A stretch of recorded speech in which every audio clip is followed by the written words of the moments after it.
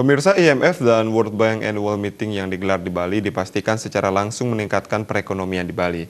Hal tersebut disampaikan oleh tokoh masyarakat Cokorda Ngurah Pemayun.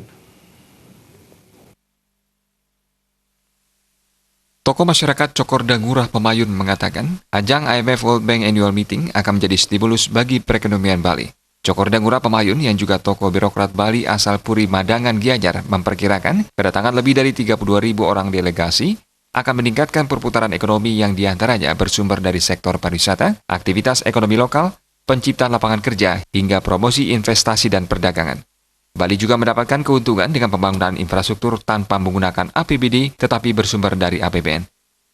IMF WB juga akan berdampak besar terhadap Indonesia khususnya di bidang investasi infrastruktur.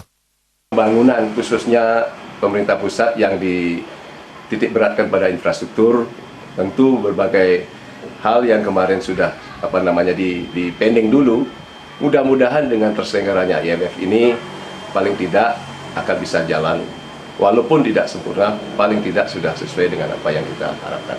Bagi masyarakat Bali, saya yakin bahwa kita sudah siap segala infrastruktur untuk penyelenggaraan event-event internasional.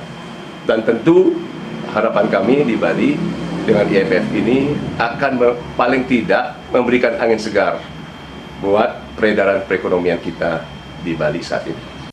Cokorda Ngurah Pemayun juga mengharapkan masyarakat Bali untuk ikut menyukseskan gelaran IMF dan World Bank Annual Meeting dengan memberikan rasa aman dan nyaman bagi para delegasi karena akan berdampak baik bagi Bali dan nama baik Indonesia secara umum. Joka Andika, Bali TV.